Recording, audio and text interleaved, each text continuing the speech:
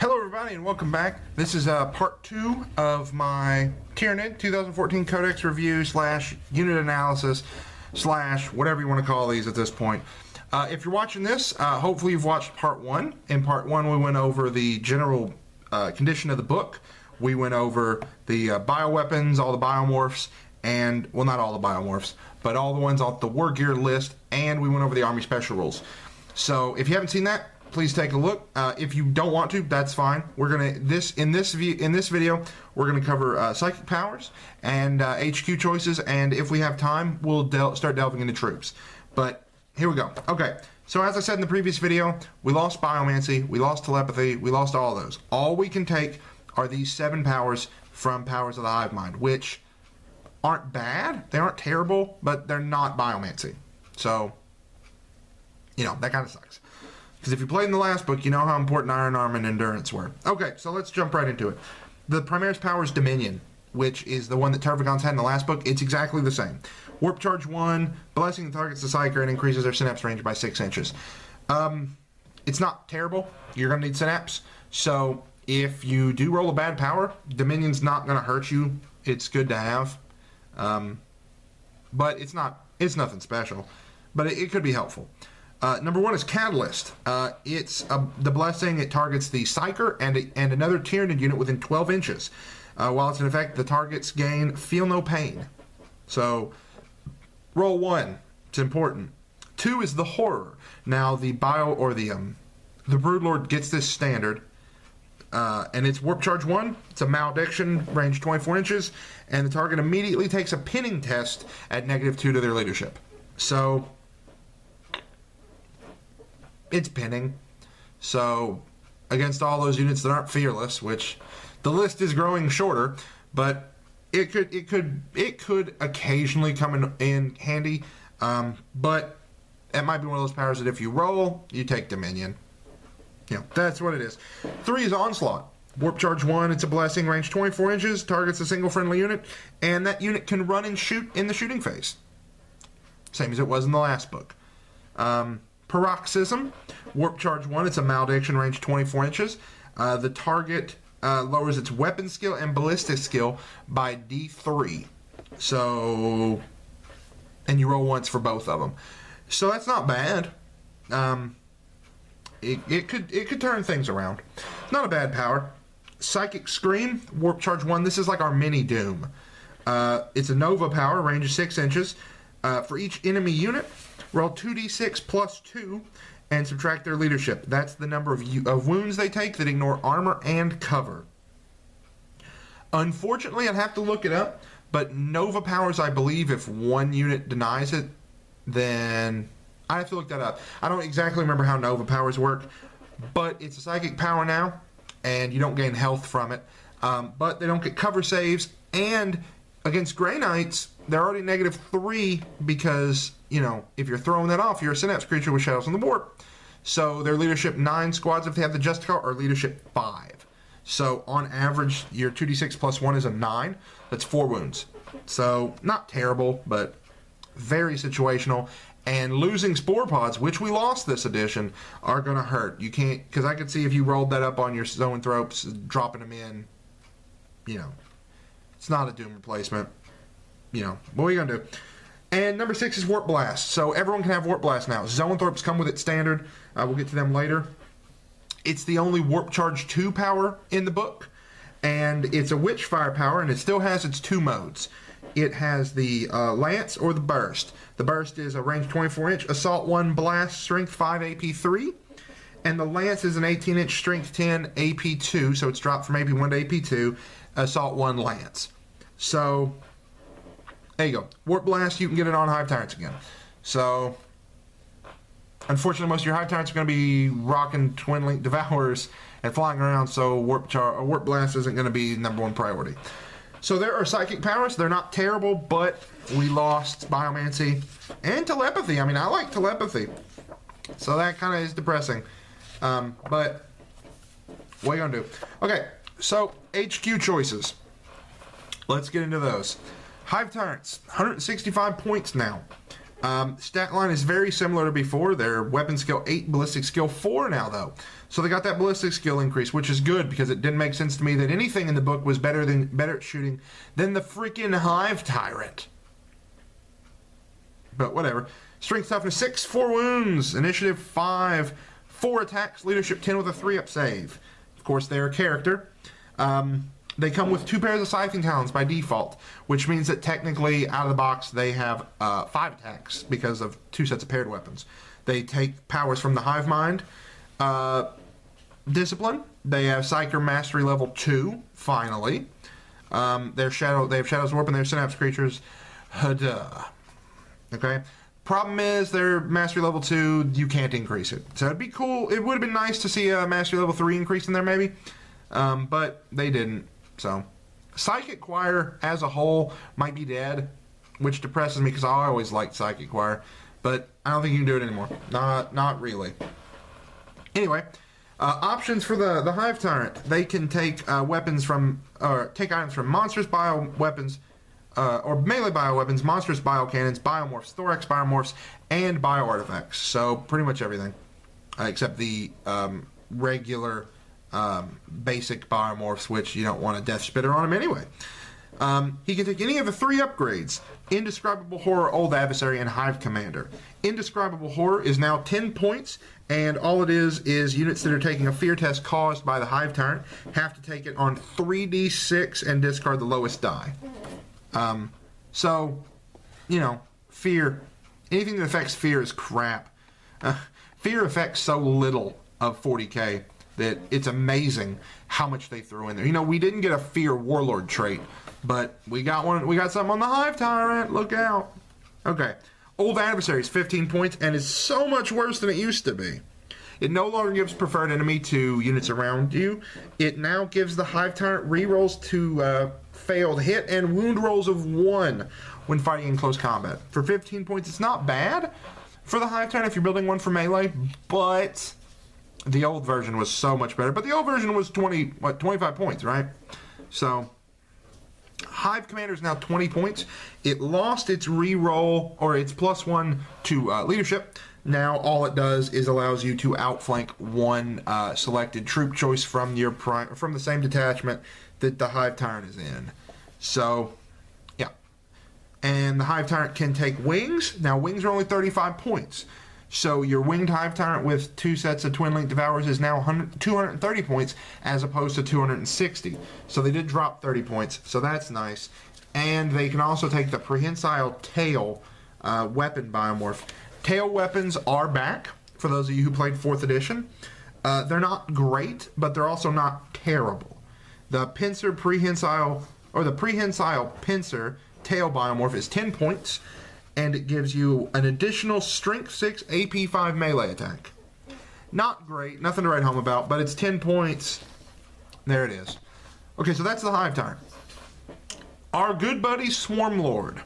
Now 285 points, up 5 points. He's weapon skill 9, ballistic skill 4, strength and toughness 6, 5 wounds, 6 initiative, attacks 4, which are 5 because he has the 2 pairs of bone sabers, leadership 10 with a 3-up armor save. Now, his Bone Sabers now, let me get to his entry here. Tyranids. Okay. The Bone Sabers are bio-artifacts, like they were fancy. They count as 2 pairs of Bone Sabers. Each pair has counts as a melee weapon with the following profile: Strength, User, AP 2, Melee, Blade Parry, and Instant Death. They just cause instant death. And he has a 4-up invulnerable, like he did before, but only against melee weapons, still. Okay. So, he's got his Psyker Mastery level 3 now. He gets Synaptic Linchpin Warlord trait, so he's got an 18-inch Synapse. He's Shadows of Warp and Synapse Creature, of course. And he has Alien Cunning, which still adds +1 to your reserve rolls, and it's a must-add kind of thing still. So, your stuff comes in on 2s on turn 2 and 3. Okay, and he's got Swarm Leader. What Swarm Leader does is similar to what it did in the last book. At the beginning of each of your turns, choose either the Swarm Lord's unit or a friendly unit from Codex Tyranids within 18 inches of the Swarm Lord. Then you choose Furious Charge, Monster Hunter, or Preferred Enemy, and that unit gets it for that turn. So yeah, it's not bad. What did they have before? Was it? I think it was Furious Charge, Preferred Enemy, and Acute Senses. I don't have the book in front of me because I don't even know what I did with that book already. I got this book and I'm like, buy 5th edition. So, and he of course generates his psychic powers from powers of the Hive Mind. So, whoop-de-doo. Okay, so the Hive Tyrant, the Swarm Lord, leads right into Tyrant Guard, which are now 50 points apiece. And now you can take them. You can take 1 Tyrant Guard brood for each Hive Tyrant, including the Swarm Lord, in your army. I believe in the last book, if they had wings, you couldn't. You can now. So if you really wanted to, and if you had extra points, which you're not gonna have extra points, but if you really wanted to, if you've got 2 Flyers, you could take 2 groups of Tyrant Guard. And they could kind of act as mini monsters. They're fairly durable for 50 points. Weapon skill 5, ballistic skill 3, strength 5, toughness 6 with 2 wounds each, and initiative 4 with 2 attacks each, strength 7, and a 3-up save. Now they actually have 3 attacks each because they have 2 melee weapons and they can't take a gun. So they always have 2 melee weapons. They have blind Rampage, which is which I believe is the thing if you let me find their page here. They're not right after Hive Tyrants, which I kind of wish they were. Anyway, Tyrant Guard, blind Rampage. Yeah, if a Hive Tyrant or the Swarm Lord is killed while part of a Tyrant Guard unit, that unit at the end of the turn gets Furious Charge and Rage for the remainder of the battle. So similar to what it was last thing, if not the same. I can't remember if they got Furious Charge. I knew they got Rage. And they have Shield Wall, which means that if there's a Hive Tyrant or the Swarm Lord in their unit, then that model automatically passes all of its Lookout Sirs. So that's cool. While we're on this subject of the book, as you're looking through here, you'll notice, I don't know if you can see that, it's listed as Tyranid Guards. That page has Tyrant Guard and Hive Guard on here. I think because there's so much more fluff, more pages of it in this book than other ones, not every page is its own creature. Like Gaunts, Gants, and Gargoyles are on the same page. And then like they got a Tyranid Artillery Organism and a Tyranid Feeder Organism. They're all on their own. They're all on pages together. So just as a heads up, they lump that all together. So it works, but it makes finding stuff a little harder sometimes. But, you know, there's not enough rules to matter. Okay. Tyrant Guard are also very bulky. They are very bulky because you can go in buildings. It's not because we have transports. I saw that on the people like, oh, they're going to introduce transports because they gave them very bulky and bulky on stuff. No. You can go in buildings and buildings have capacity. That's why they're bulky and very bulky. I don't think the malfactor is coming back. I'm sorry. I wish it was. I used to have an armor cast malfactor. They're not coming back. At least they're not back yet. Okay. You can include up to 2 more Tyrant Guard, 50 points apiece. Any model may replace its Scything Talons with one of the following, so they can be differently equipped. For 20 points, they can have Lash Whip and Bone Sword, which I would recommend on some of them if you're running them as a mini monster squad, because that'll make them Initiative 7, AP3. Or Crushing Claws. So we haven't touched on Crushing Claws yet. Crushing Claws no longer are the same.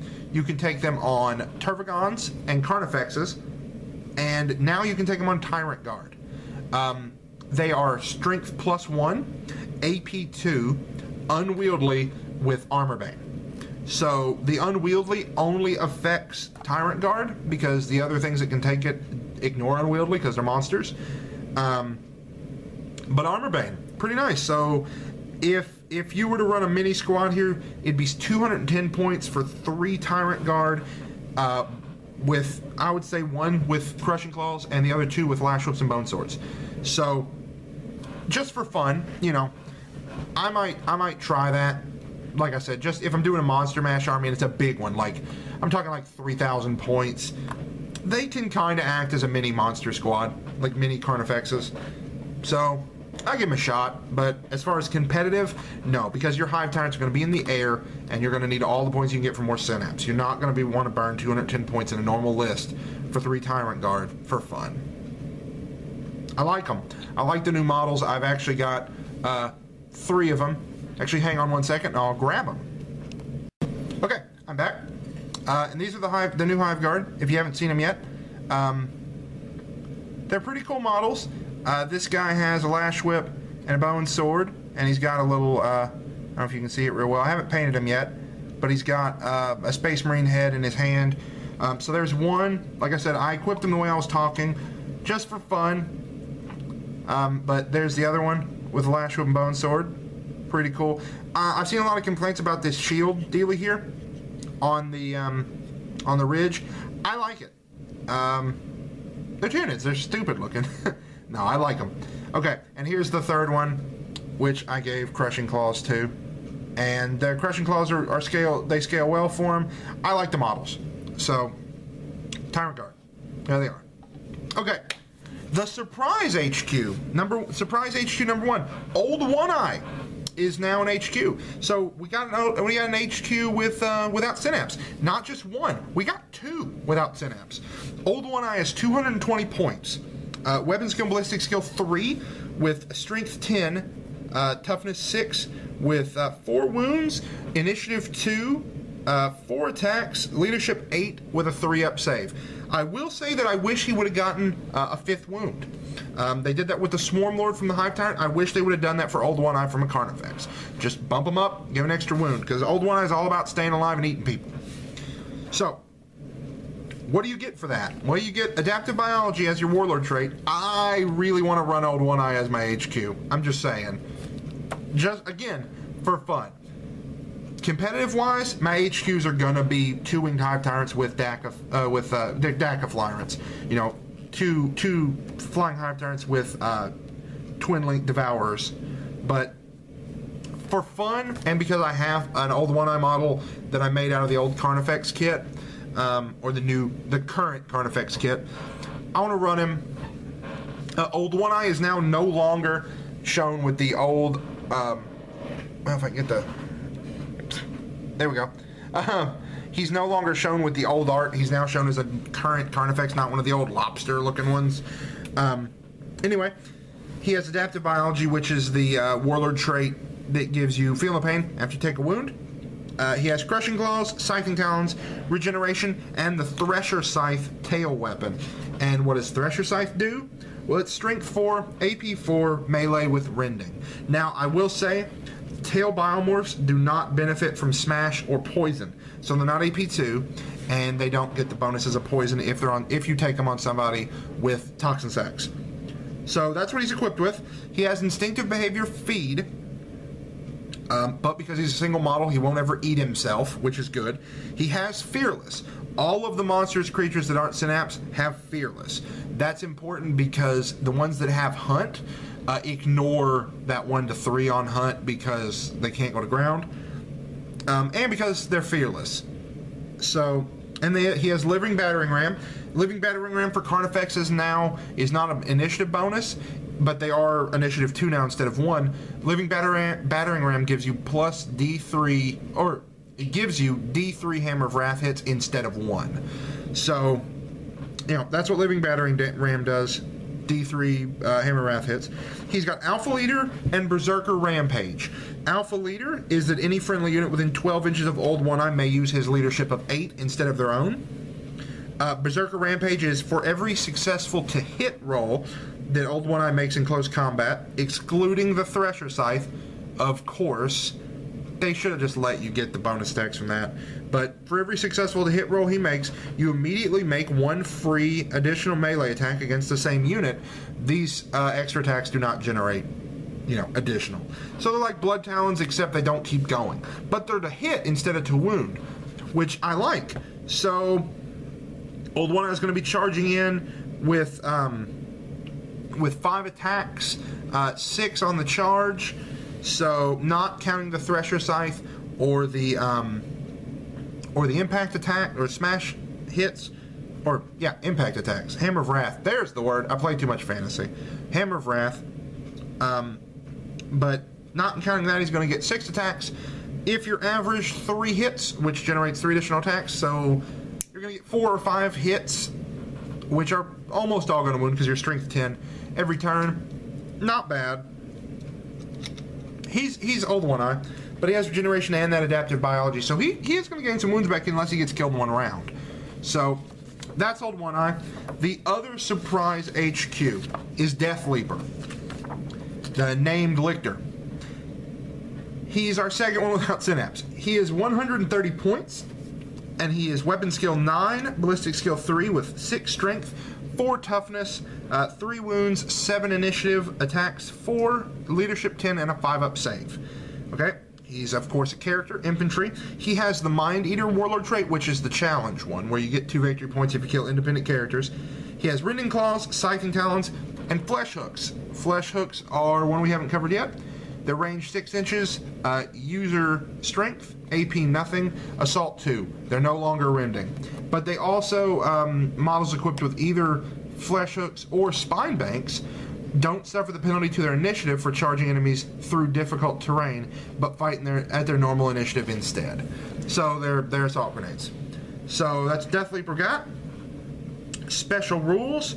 Let me get to the Lictor thing, because he has Chameleon Skin, which I can't exactly remember what that one does now. Yeah, Chameleon Skin, you don't scatter when you arrive from Deep Strike, which he has Deep Strike. He has Fear, Fleet, Hit and Run, Infiltrate, Instinctive Behavior, Lurk, Move Through Cover, Pheromone Trail. Now, Pheromone Trail now is he acts as a homing beacon of 6 inches. It doesn't affect your reserve rolls, but if you've been on the board since the beginning of the turn, then anything that Deep Strikes, any Codex Tyranid unit that arrives via Deep Strike doesn't scatter if they land within 6 inches of them. Problem is, so much stuff lost Deep Strike because there are no Spore Pods left. So, I don't know how good that's going to be. But there you go. And then he has Stealth and Very Bulky. He no longer has Shrouded, but he has an ability called Where Is It, which means all enemies snapshot when they fire against him, which is pretty cool. But yeah, so he lost Shrouded, but that's what he gets in replace. He also has a special rule called It's After Me, which is the one from the last book where you nominate an enemy character at the beginning of the game and roll D3. While Death Lever is alive, that model's leadership is reduced by that number. So, 130 points. Unfortunately, he's an HQ, and your HQ choices are going to be a premium. So, but there's Death Lever for you. Okay. Tervagons. Now, Tervagons got nerfed hard, okay? They're 195 points now. Up, what, 35 points? Yeah? Let me find them in here. I guess I could look at the page number. Page 48. Okay. Tervagons. Weapon skill, ballistic skill 3. Strength 5, toughness 6 with 6 wounds, 2 initiative. So they got initiative bump by 1. So they're going before Power Fists. 3 attacks, leadership 10 with a 3+ save. So stats are pretty much identical except that initiative bump. Now, here's an interesting thing. They're just a monstrous creature. They're not a character. All the other monsters in here say character, like the Hive Tyrants and Old One-Eye and all that. So the Tervagon's not a character. That's probably an oversight. I understand that they don't want him getting, maybe they don't want him getting lookout Sabers, but as it stands, I looked at the rulebook. The rulebook under Warlord says that your Warlord has to be one of your HQ choice, an HQ choice character with the highest leadership. Well, if you only take a Tervagon or 2 Tervagons for your HQ, as it stands, you can't have a Warlord. The book doesn't say you can't play without a Warlord. It just says that it has to be the character in your army, or the HQ character in your army with the highest leadership. If you don't have one, do you not have a Warlord? So do you deny your opponent the Slay the Warlord victory point? It'll get FAQ'd most likely that if he's the only HQ, or that he can count as a Warlord. They'll add something. They won't leave that open. But, you know, it's been 3 days. Get to it, Games Workshop. Weapons and Biomorphs, he gets Scything Talons and Stinger Salvo. Now, Stinger Salvo, I believe, is exactly the same as it was in the last book. Range 18, Strength 5, AP 4, Assault 4. Okay? So, very similar, if not exactly the same. Now, Synapse, Shadows in the Warp. Now's when the nerf starts in addition to the point cost increase. Psyker Mastery level 1, right? You can no longer increase him beyond that. He is just a level 1 Psyker, no exceptions. Brood Progenitor, it gives Termagant units within 12 inches of the Tervagon counterattack. What it doesn't do anymore, it no longer passes off toxin sacs and adrenal glands to termagants near him. So that's another nerf. Okay? Spawn termagants. Still the same as it was in the last book as far as number. You spawn 3d6. If you roll doubles, you are done, and you spawn those, but you can't spawn the rest of the game. But it happens at the end of your movement phase now, and the termagants you spawn cannot move and cannot charge the turn that you spawn them. So that sucks. But I'll get to that here and get to something else here in a minute. Synaptic Backlash is up. Same thing at strength 3 AP, nothing hits to all the termagants around him. But now instead of 6 inches, it's 12, which is synapse range. And that makes sense. But they increase that. They up the points. They change the spawning where they can't move or assault the turn they come out. They get rid of the toxin sacs, adrenal glands spread, and they lock them in mastery level 1. It's a whole lot of nerfs. I know people were running like tons of them, but that's not the way to fix it. So if you're listening, Games Workshop, that is not how you fix a model. No, bad. It's like bloodletters in fantasy. You don't make them worse and increase the price. Come on, what's wrong with you people? 1 or 2 nerfs, not 5. Along with losing Biomancy. Anyway, okay. What they did gain is they can take Biomorphs, Thorax Biomorphs, and Bio-Artifacts, which means you can take that Venom Cannon. You can replace Scything Talons for Crushing Claws for 15 points, and you can replace the Stinger Salvo for Cluster Spines, which are the same as before, Strength 5, Range 18, AP nothing, Assault 1, Large Blast. Those cost 5 points to change to. So, here's my idea for the Tervagon. You can move it to troops now. Another nerf. To move a Tervagon to troops now, you have to have a brood of 30 Termagants, not 10. So, another nerf. But, my idea, move them to troops, take a Hive turn with Hive Commander, give the Tervagon the Electroshock Grubs, Thorax Biomorph, along with the Bio-Artifact Venom Cannon. Outflank him.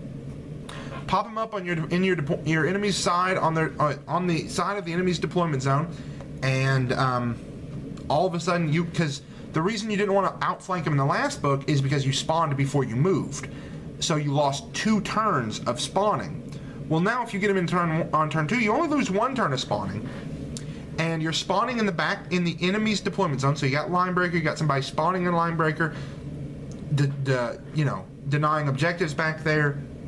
And he'll have 2 template weapons.